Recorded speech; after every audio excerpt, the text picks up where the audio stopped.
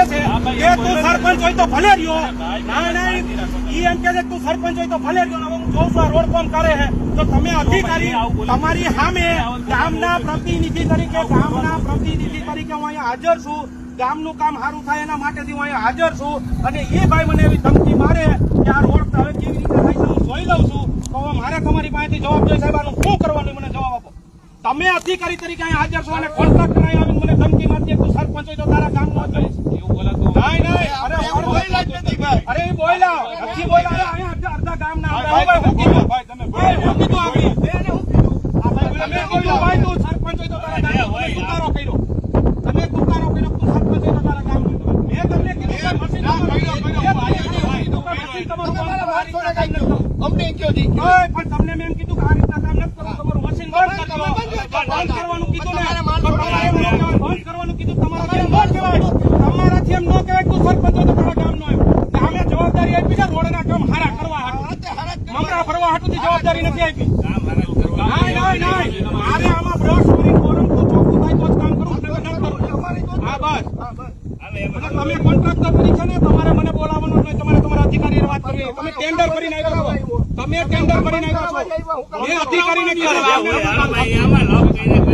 શાંતિ રાખવાની વાત છે. હવારની માથાકૂટ ચાલે છે.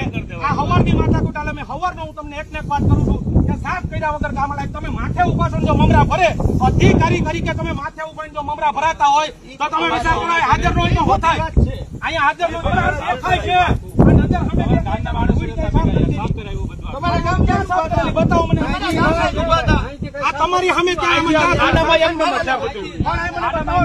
બતાવો ક્યાં સાફ કરી છે. ફોરમ ટાને બ્રશ મારીને સાફ કરવાનું હોય. ફોરમ ટાને સાહેબ બ્રશ મારીને સાફ કરવાની વાત હતી. હાઈવે ઉપર માટી ઉપર ગોરમતું ન હાલે મને એટલી ખબર પડે. માટી ઉપર ગોરમતું ન હાલે મને એટલી ખબર પડે. ચોખ્ખી ના પડે મારે સફાઈ થાય પણ હું કહું સાફ અત્યારે કરવા માંડો.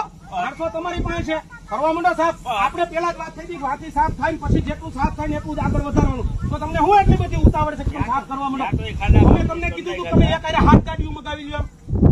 મેં હવારનો હું તમને કહું છું તમારી ગાડીઓ ઠરે છે તમે પાછી જવા દો. હું કામ નથી મોકલતા. બીજા પ્લાન્ટે બીજું કામ હાલતું ત્યાં જવા દો એમ કીધું. પેલા સાફ કરવાનું હોય.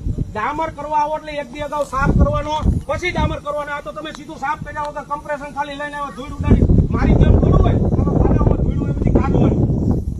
હવારની એક ને એક રજ્જો ખાલે હવારની એક ને અમુક જગ્યાએ તમારે મમરા ભરવાનું ચાલુ કરી દેવું. અને પછી ધમકી મારવાની સરપંચ હોય તો ગામ અમુક જગ્યાએ